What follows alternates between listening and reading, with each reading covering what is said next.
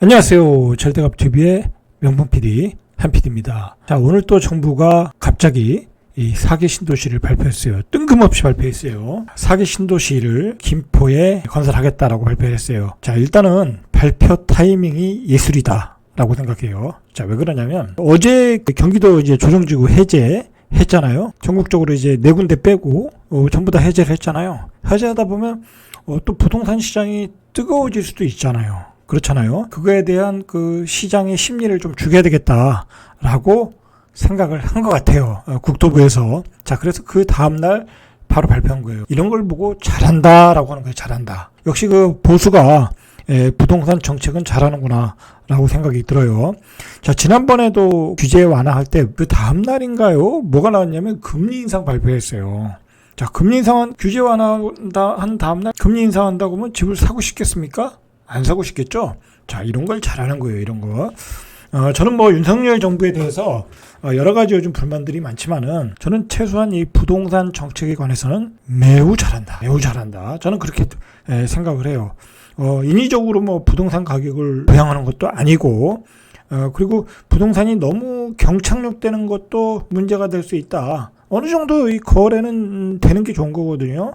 어떤 장기적인 전망으로 볼 때도. 처음에는 크게 빠지지만 어느 정도 타임이 되면 안정적으로 가격이 이렇게 경착륙하는 게 좋은 거예요. 우리 경제의 체력으로 볼 때, 펀더멘탈로 볼 때는 그게 좋은 거라는 거예요. 자, 그런 점에서 잘하고 있는 것 같다라는 거예요. 그리고 요즘 계속해서 서울 도심의 재건축에 대한 도시계획, 발표를 하고 있잖아요. 이번에 이제 목동 신시가지를 만들겠다. 5만 5천 가구인가요? 그것도 발표했잖아요. 그렇게 발표한다고 해서 목동의 아파트가 또 갑자기 뜨고 그렇지 않잖아요. 높은 가격에 형성되어 있는 가격이 거기서 더 뜰 리도 없고 지금은 거품이 꼈다라는 걸 다 알고 있기 때문에 뜨질 않아요. 그런데 이 시점에서 그런 걸 발표함으로써 앞으로의 공급에 대한 기대감을 줄 수 있잖아. 자, 음마 아파트도 도시계획 심의를 통과했다. 그리고 여의도의 아파트도 65층을 짓는다. 잘하는 거예요. 이거는 잘하는 거다. 이제 고급 아파트에 대한 공급 계획을 미리미리 발표하는 것도 좋은 거다. 이런 게 만약에 시장의 심리가 좋을 때 뜨면 난리가 나는 거야. 자, 그러니까 미리미리 발표한다라는. 김포에 발표한 4개 신도시, 김포 컴팩트 시티가 어떤 영향을 끼치는 건가, 시장에 그 주변에 어떤 영향을 끼치는가, 수도권 아파트에 어떤 영향을 끼치는가, 그런 것들에 대해서 일단 말씀을 드릴게요. 왜 김포에 발표를 했느냐? 자, 그게 중요한 거예요. 이게 왜 그러냐면 문재인 정부부터 윤석열 정부까지 이 많은 그 신도시를 발표했는데 윤석열 정부 들어와서는 처음으로 발표한 거예요. 이 신도시는. 자, 그 전에 좌파 정권에서 했던 게 뭐냐면, 자, 동쪽에 북쪽이죠. 왕숙 신도시, 다산 신도시 이후에 왕숙 신도시를 아주 큰 거를 발표를 했어요. 자, 그 다음에 이게 동서쪽이라고 봐야 되겠죠. 창릉 신도시, 고양 일산 밑에 창릉 신도시를 또 발표했잖아요. 자, 그 다음에 서남쪽으로는 광명 시흥 신도시를 발표했어요. 자, 그리고 서쪽으로는 계양 신도시, 대장지구, 그리고 동남쪽으로는 교산 신도시. 그러니까 동서남북으로 다 발표를 한 거야. 자, 그때 이거 발표했을 때 김포에도 하나 들어와야 되는 거 아니야? 자, 그런 얘기가 나왔었어요. 근데 그때는 김포를 뺐어요. 왜냐면 김포는 교통 인프라도 안 돼 있고 안 돼 있는 상태에서 자꾸 아파트만 때려지면 어떻게 되겠어요? 그 지역의 아파트 가격이 떨어질 수 있잖아요. 그래서 이번 정부에서 이제 부동산 학자들이나 전문가들이 모여서 생각을 했겠죠. 이제 추가 신도시를 만들려고 하면 어디가 적당할까? 자, 일단 빠진 지역이 김포였다라는 거잖아요. 자, 김포이고. 자, 그리고 김포에 그 기존의 신도시들이 있잖아요. 그리고 구시가지도 있고. 근데 그쪽이 교통 인프라가 안 돼가지고 굉장히 불만이 많아요. 그때 GTX도 또 D노선이라고 했는데 D노선이 원래 강남으로 가기로 했는데 그 서울역으로 간다고 해서 또 반발이 심했잖아요. 자, 그런 그 어떤 교통 인프라를 개선할 필요가 있겠다. 그러면 교통 인프라를 개선하려고 하면 거기에 규모의 경제가 되고 많은 인구가 살아야 지하철이 들어갈 수 있겠죠. 자, 그러면 거기에다가 4만 6천 가구를 더 짓자. 컴팩트하게 더 져서 기존의 그 김포 신도시와 뭉쳐가지고 어떤 그 규모의 경제를 만들어주면 지하철도 들어가고 GTX도 사업성이 생기지 않겠냐. 자, 그래서 김포 신도시를 넣었던 거예요. 김포 신도시를 요번에 집어 넣었다라는 거예요. 자, 이제 그거에 대한 어떤 그 문제점들, 자, 그걸 제가 오늘 짚어드릴게요. 저는 뭐 제 프로그램은 뭐 김포 신도시가 어떠고 저쩌고 뭐 유치가 또 그런 얘기를 하질 않아요. 항상 퀄리티 있는 프로그램을 추구하니까 이 김포 신도시가 갖는 어떤 의미, 주변 지역에 대한 어떤 영향, 파장, 자, 그런 걸 중심으로 이야기를 해드릴게요. 잘 들어보세요. 내 아파트가 그 주변에 있는데 이 김포 신도시의 아파트 때문에 어떤 영향을 받을 것인가 굉장히 중요한 거거든요. 자, 일단 규모를 보면 이게 만만치 46,000 가구라는 거예요. 공급 규모가 46,000 가구. 위례 신도시와 똑같아요. 규모다. 자, 규모는 면적은 731만 제곱미터. 자, 위치는 경기도 김포시 마산동, 운양동, 장기동, 양촌읍 일대. 자, 여기다 46,000 가구를 짓는다는 거예요. 이게 신도시 규모로는 아마 세 번째라고 그래요. 어마어마하게 큰 규모다. 일단 그렇게 생각하셔야 돼. 46,000 가구면 뭐 이제 나중에 이제 막 그 서비스 업종에 종사하는 인구까지 들어오면 거의 15만 명이 들어오는 거야. 15만 명이면 웬만한 시만한 거예요. 시가 하나 들어오는 거예요. 어마어마한 도시가 하나 들어오는 거라는 거예요. 자, 이게 이제 국토부에서 배포한 자료인데 위치가 바로 여기에요. 김포 한강 신도시가 있고 장기지구가 있고 양곡지구가 있고, 자, 이게 주변이 다 김포 신도시예요. 김포 신도시. 그 뒤에 논이 있겠죠. 논. 자, 여기다 짓는다는 거예요. 그러니까 김포 신도시의 규모가 이렇게 커지는 거야. 일단 위치가 여기다라고 보시면 될 것 같아요. 자, 여기다 짓는데 김포 신도시의 문제점은 교통이잖아요. 지하철이 없는 데가 김포 신도시잖아요. 뭐 경전철은 이번에 들어왔긴 한데 경전철이 뭐 규모가 작다 보니까 그것 가지고 불만이 많았었거든요. 그래서 이제 GTX-D도 앞으로 건설하겠다고 했는데 뭐 사업성이 그렇게 있지가 않잖아요, 지금. 자, 그 와중에 김포 신도시 2를 넣은 거예요. 자, 그런데 김포 신도시 2의 핵심은 이 사람들이 보기에는 5호선을 집어넣자. 방화역에서 연장해가지고 지하철 5호선을 연장해서 김포 신도시에다 짓자라는 거예요. 그래서 신규 택지 지정 발표와 함께 서울시와 김포시, 서울 강서구가 지하철 5호선의 김포 연장 사업을 추진하기 위한 업무 협약을 맺었다고 그래요. 여기에 이제 몇 가지 논쟁이 있거든요. 이제 그 종점을 연장을 해야 되는 거잖아요. 그러면 건설 폐기물 처리업체도 이전을 해야 된다라는 거야. 그래서 지자체들이 업무 협약을 했다라는 거예요. 그동안 이게 협약이 안 돼가지고 5호선 연장이 추진이 안 됐거든요. 이번에 신도시를 집어넣으면서 건설 폐기물 처리업체도 이전하는 것을 협약을 맺었다고 그래요. 이제 매끄럽게 맺었다고 그래요. 자, 그런데 문제는 이 과연 5호선이 어디로 가는 노선이고 그 노선에 어떤 파급력이 있느냐라는 게 어떤 김포 신도시 2의 어떤 앞으로의 전망이겠죠. 사업성 앞으로의 어떤 그 전망이겠죠. 자, 보세요. 이게 5호선 노선인데 이쪽은 우리가 뭐 거의 마찬가지 이쪽은 볼 필요가 없는 거고, 일단은 방화역에서 김포로 연장이 되는데, 일단 중요한 게 이 노선의 중간에 있는 역들 중에 일자리가 많은 곳이 어디냐라는 거죠. 그리고 최종 출퇴근 가능한 거리가 어디냐라는 거죠. 지금 이제 그 정부에서 홍보하기를 뭐라고 홍보냐면 광화문까지 69분이 걸린다라는 거예요. 그러면 1시간 9분이 걸린다는 거예요. 그러면 광화문까지 1시간 9분 출퇴근 거리라는 거야. 여러분, 광화문까지 1시간 9분이라는 거리가 여러분들 생각에 광화문에 출퇴근하시는 분이 거기 가서 살고 싶겠어요? 출퇴근은 1시간 9분 걸린다. 제가 생각하기에는 요즘의 라이프 스타일로는 안 맞아. 제가 생각하기에는 차를 타고 최대한 40분? 그 이상은 잘 안 가려고 하는 것 같아요. 요즘 사람들의 라이프 스타일로. 그러니까 결론적으로는 5호선의 그 의미는 그렇게 높지 않다, 뛰어나지 않다라는 거예요.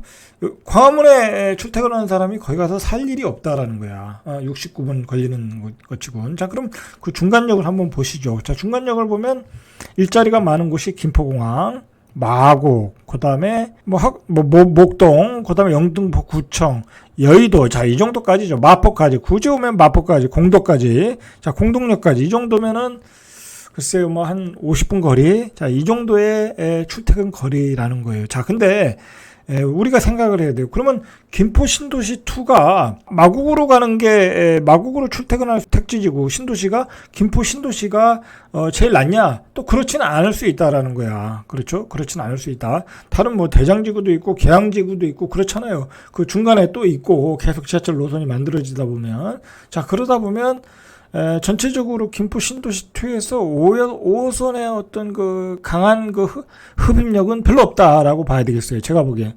일단 강남 가는 노선도 아니고, 그리고 그나마 일자리가 많은 곳이 여의도, 뭐 마포, 공덕인데 굳이 여기서 멀리서 출퇴근하기 위해서 뭐 마포, 공덕으로 출퇴근하기 위해서 김포 2까지 이사갈 수요는 그렇게 많지 않을 것 같다라는 얘기예요. 자, 그리고 여의도 같은 경우도 이제 신안산선이 만들어지잖아요. 그리고 만들어지면서 이제 그 장현 신도시라든지 목감이라든지 그런 그 택지지구들이 있거든요. 이제 그런 택지지구들과 김포 신도시 2가 이렇게 경쟁을 해야 돼. 그러니까 그 경쟁에서 유리한 고지를 점령하고 있느냐도 우리가 생각을 해봐야 돼요. 그런 점에서 뭐 규모의 경제는 있지만은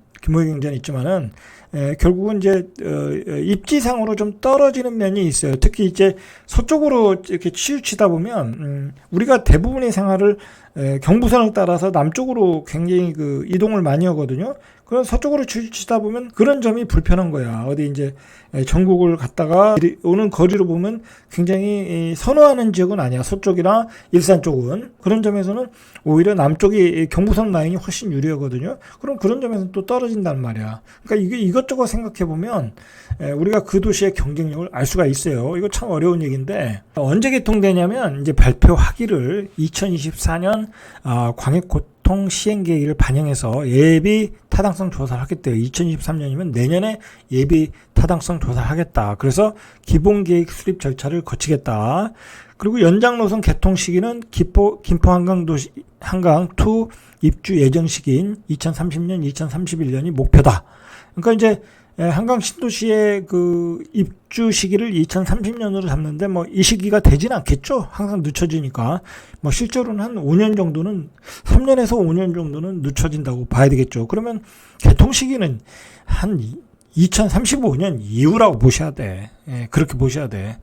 자, 그리고 이게 문제가 뭐냐면 뒤에서 보겠지만 이 GTX D 노선과 5호선 노선이 조금 중복되는 맛이 있어요. 왜냐면 뭐가 중복되냐면 GTX D 노선이나 5호선 중에 둘 중에 하나가 강남으로 가야 되는데 둘 다 강북으로 가잖아. 이 GTX D 노선이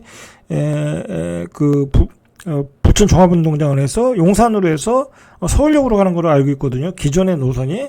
자, 그럼 이 노선도 나중에 수정될 가능성은 있어요. 가능성이 있는데 일단은 두 노선이 겹친다라는 거예요. 두 노선이. 둘 다 강북으로 가면 별 의미가 없다라는 거예요. 별 의미가 없다. 이 보시면은 이게 GTX 노선이잖아요. 계양역을 거쳐서 부천 종합운동장으로 해서 용산역으로 해서 서울역으로 가는 노선으로 잡았단 말이에요. 자, 근데 이 5호선은 장기역에서 방화역으로 가는 노선이란 말이에요. 그러면 이게 여기 노선만 좀 틀리지, 뭐 여기 노선이 그렇게 중요한 건 아니니까. 중요한 건 이렇게 해서 역시 마포로 가서 강북으로 가고, 이것도 강북으로 가고, 두 노선이 겹친다라는 거야. 겹친다라는 거야. 그리고 제가 아까 설명하다 말았는데, 위치가 여기다 보면 이게 전국적인 어떤 교통망으로 볼 때, 입지로 볼 때는 불편해. 여기서 지방으로 왔다 갔다 하기가 불편하잖아요. 이 남부권에 있는 어떤 신도시들보다 훨씬 불편하다. 그리고 이 주변의 자체가 일자리들이 별로 없어. 순 베드타운이지. 그렇잖아요. 이 김포 신도시, 검단, 그리고 여기 원당, 뭐 이런 데가 다 베드타운이잖아요. 물론 인천에 일자리가 있는데, 인천은 또 인천대로 주거지가 있으니까, 그리고 인천엔 좋은 일자리는 없으니까, 자, 그렇다 보니까 아파트 공급은 많은데 어떤 일자리 수요가 모자라는 지역이라는 거야. 그런 점이 좀 한계다라는 거예요. 광화문까지 69분. 자, 광화문까지 걸리는 시간이 현재 90분이라는 거야. 근데 69분으로 단축한다. 이거 별 메리트가 없다라는 거죠. 차라리 광역버스를 타고 가는 게 더 낫겠죠? 광역버스를 타면 더 빨리 갈 수 있겠죠? 그리고, 이 김포 신도시의 뭐랄까요, 도시 계획을 설명할 때, 국토부에서 설명한 내용을 보면 컴팩트 시티를 짓겠다라는 거. 글쎄요, 이 컴팩트 시티라는 거는 도예에 이런 넓은 신도시에 컴팩트 시티를 짓는다는 게 별로 맞지 않는 것 같아요. 제가 보기에는 맞지 않고, 뭐 서울의 그 역세권에 입체 도시 뭐 그런 컴팩트 시티를 뭐 지면 그게 맞는 거죠. 여의도 같은데, 목동 같은데.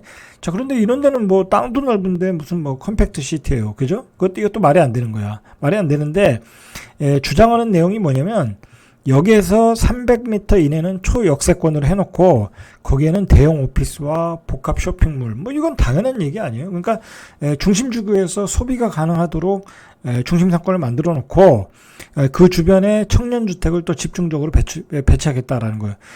이 김포 신도시 이 외곽에 청년주택이 뭔 의미가 있겠어요. 그죠? 여기 가서 청년들이 살 일이 있겠어요? 제가 보기엔 살 일이 없다고 봐요. 그것도 2030년, 35년 정도면 인구가 감소하는 시대에 뭔 의미가 있겠냐고. 자, 이것도 이제 뭐 현재로서는 그렇게 발표하는데 나중엔 별로 의미가 없다. 그래서 철도역을 중심으로 주거 사무시설을 집약시키는 어떤 컴팩트 시티를 하고 그 배후에 주거 단지를 만들겠다라는 얘기예요. 그러니까 이거는 뭐 이 시골의 컴팩트 시티라는 말은 맞지가 않는 얘기야. 국토교통부에서 나온 거는 이 미래형 교통 특화 도시. 이것도 별로 맞지 않는 얘기야. 뭐 5호선, 뭐 그다음에 하늘을 나는 뭐 비행기 뭐 여러 가지 있는데 하늘을 나는 비행기는 현실성이 없는 얘기고 5호선은 임팩트가 떨어지고 GTX D노선은 뭐 확정된 것도 아니고 언제 될지도 모르고 노선 자체도 별로이고 그러니까 이것도 별 볼 일 없는 얘기야. 자, 보시면은 이제 이런 도시를 만들겠다는 거예요. 이제 앞으로 이런 도시를 만들겠다고 이미 공표를 했어요. 앞으로 지난 8월에 국토부가 270만 채 공급 계획을 발표하는데 이거 제가 예전에도 얘기했던 거야. 컴팩트 시티를 이제 GTX 노선이 있는 곳에 군데 이런 형태로 도시를 건설하겠다라고 얘기를 했어요. 그러니까 앞으로도 이제 추가 대책을 많이 발표할 거 아니에요? 추가 규제 완화를 할 거 아니에요? 그거 할 때마다 신도시들이 하나씩 떨어지는 거야. 그런 신도시들은 컴팩트 시티란 얘기예요. 그 컴팩트 시티는 철도역이 중심이 되고 반경 300m 이내에 어떤 고밀도 복합 쇼핑몰, 오피스, 복합 환승센터 짓고 300m 이상에서 600m 이내에는 중고밀의 청년주택 그리고 600m 이후 배우지에는 중밀도의 일반 대단지 아파트 이렇게 짓겠다라는 거. 앞으로 신도시는 이렇게 짓겠다라는 이야기예요. 자, 일단 이게 보시면은 이 앞에가 검단 신도시야. 그리고 이 옆에가 계양 신도시 대장지구야. 자, 이 위치를 잘 보셔야 돼요. 그리고 여기가 일산이고. 자, 그리고 중요한 거는 이쪽이 이제 조금만 더 가면 이게 남북의 경계선이잖아요. 휴전선이잖아요. 그럼 또 휴전선 앞은 또 그렇게 선호하질 않아. 그렇잖아요. 좀 춥고, 그 다음에 어떤 그 지정학적 그 위치로 별로 좋아하질 않아요. 사람들이. 그런 점도 있어요. 자, 일단 추진 일정을 보니까 시장 상황에 맞춰 탄력 조정으로 조정하되, 이르면 2027년부터는 입주자 모집을 시작하겠다. 이를 위해서 2023년 하반기에 지구 지정을 완료하겠다라는 거예요. 그리고 2025년까지는 지구 계획을 승인할 계획이다. 그러니까 2027년부터는 시작을 한다라는 거예요. 그러니까 지금 뭐 앞으로 분양할 물량들이 쏟아져 있어. 지금 막 줄 서 있는 거야. 뭐 대장지구, 계양지구, 그리고 검단도 지금 반도 못했어. 그러니까 그 주변에 그냥 물량이 쏟아지는 거야. 여러분들 그냥 떼집 사시려면 기다리시면 돼. 이거 뭐 다 분양 받을 수 있어요. 충분히 받을 수 있어. 2030년도까지는 그냥 물량이 줄 서 있어. 자, 문제는 그 주변에 기존의 신도시도 있고 앞에 검단 신도시도 있고 그 앞에 또 새로운 그 대장지구, 계양지구 다 들어서고 그리고 앞쪽에 고천 뭐 도시개발지구라든지 이 여러 그 아파트 단지들이 모여 있는데 문제는 거기가 그 교통 인프라, 도로 인프라가 그렇게 좋지 않아요. 그러니까 자차로 다니기에는 교통 지옥이다라고 보시면 돼요. 교통 지옥이 될 가능성이 많아요. 아주 교통 인프라는 동맥경화다라고 보셔야 돼. 인구는 어마어마하게 증가하는데 도로 사정은 굉장히 극도로 안 좋다. 자, 여기가 또 문제가 뭐냐면 이게 수도권에서 세 번째로 큰 도시라는 거야. 전체적으로는 이제 기존의 신도시하고 합치면은 규모가 더 클 거 아니에요. 그래서 수도권의 세 번째로 큰데 문제는 자족 기능이 없어.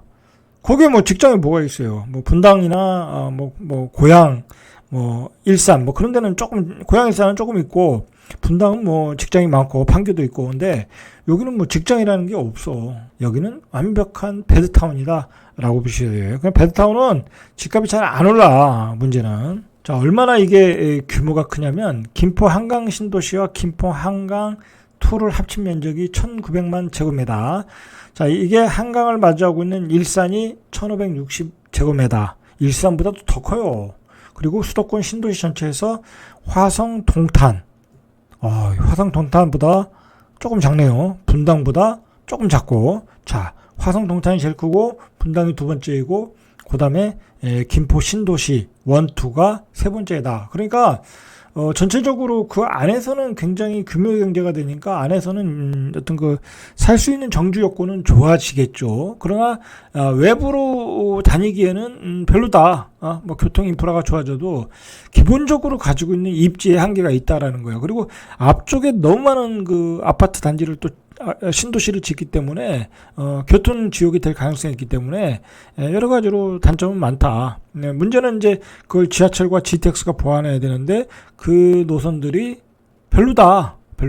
자, 문제는 이제 이 신도시가 만들어졌을 때 내가 살고 있는 신도시는 어떤 영향을 줄 것인가라고 이제 우리가 하나하나 보시면 돼요. 제가 이제 경쟁 도시라고 적었는데 그러면 가령 김포 신도시라는 입장에서는 어떨까요? 이제 김포 신도시는 이 양면성이 있는 것 같아. 이제 교통 인프라는 좋아지잖아요. 5호선이 집어진다고 그러죠. GTX도 D도 빨리 사업 추진될 수도 있죠. 그러니까 좋아지는 면도 있어요. 그러나 문제는 뭐냐면 거기에 또 다른 아파트가 공급이 되잖아. 자, 그런 면에서는 집값이 떨어질 가능성도 있어. 그러니까 플러스도 되고 마이너스도 되고 기존의 김포 신도시는 그런 점이 있는 것 같아요. 자, 그 다음에 계양 신도시 이 대장지구 입장에서는 뭐 별로죠. 왜냐하면 그 주변에 아파트 단지가 많아지면 아무래도 뭐 전부 다 베드타운인데 아무래도 시소 가치가 떨어지는 거죠. 그리고 2030년 이후로는 이제 점차 인구가 감소하는데 수도권 외곽 지역에 자꾸 아파트가 늘어난다는 거는 그 아파트의 어떤 독특한 가치들이 다 희석되는 거야. 그렇게 보셔야 돼. 이게 이제 앞으로도 계속 짓는다는 거 아니에요. 옛날에 박근혜 정부 때는 이제 추가로 신도시를 개발 안 하겠다고 했잖아요. 그게 왜 그렇겠어요? 인구 감소 시대에 이제 아파트를 좀 줄일 필요가 있겠다. 신도시를 줄일 필요가 있겠다. 그래서 안 했던 건데 이게 하다 보니까 이제 계속 확장일로로 가잖아. 결국은 이 외곽에 있는 아파트들의 어떤 희소 가치가 줄어드는 거야. 자, 검단 신도시 같은 경우도 뭐랄까요, 그 경쟁 관계가 되는 거지. 김포 신도시 2와 또 경쟁 관계가 되는 거지. 그러니까 계속 그 주변에 공급이 늘어나니까 좋을 일이 없다. 청라도 마찬가지고. 자, 일산 고양도 마찬가지. 바로 앞에가 일산 고양 신도시가 있잖아요. 근데 거기는 또 낡았잖아. 그러면 일산 고양 신도시에 사는 사람들이 이쪽으로 이사 올 수 있단 말이야. 그죠? 자, 그렇게 될 수 있다는 거야. 그리고 그 밖에 수도권 신도시들, 예를 들어, 뭐, 시흥 신도시라든지 그런 데와 다 경쟁 관계에 있는 거야. 뭐, 앞에서도 설명했듯이 마곡으로 출퇴근을 하는 곳과 하는 곳의 신도시들은 다 각각의 경쟁 상대가 되는 거야. 가령, 김포공항, 예를 들어 김포공항이라고 그러면, 은계지구에서도 그 김포공항으로 출퇴근할 수 있잖아요. 그리고 장현지구에서도 여의도로 출퇴근할 수 있잖아요. 그러면 김포 신도시 2와 또 경쟁을 해야 돼. 그 얘기는 뭐냐면 이 수도권에 많은 공급량이 늘어날수록 수도권의 외곽에 있는 아파트들은 뭐랄까요, 그 공급 물량에 의해서 가치가 더 떨어질 수 있다라는 거예요. 뭐 인구가 늘어나는 시대는 그게 가격이 우상향을 할 수 있는데 인구가 줄어들잖아요. 2030년 이후에는. 자, 그런 점도 우리가 참고할 필요가 있다라는 거예요. 자, 결론적으로 이 15만 이상의 인구의 도시를 또 만든다. 그리고 자족 도시 기능도 없다. 주변에 일자리도 없다. 베드타운의 도시를 또 만드는 거예요. 그리고 수도권 서부에 굉장히 많은 주택을 공급하는 게 김포 신도시 2다. 자, 결국은 이제 그 인구가 다 어디서 오겠어요? 서울 도심에서 오든지 아니면 지방에서 오든지, 또 지방에서의 10만 15만의 도시가 또 하나 없어지는 거야. 수도권의 집중화로 또 가는 거야. 계속해서 컴팩트 시티를 만들잖아요. 그러면 계속해서 지금 수도권의 집중화가 이루어지고 있다라고 보시면 돼요. 큰일이죠. 지방 입장에서는 큰일이고, 우리 대한민국 입장에서도 지나치게 수도권 집중화가 이루어지고 있다라는 거예요. 그런 점에서도 굉장히 큰일이다라고 보시면 되겠죠. 자, 이상 절대값 TV의 명품 PD 한 PD였습니다.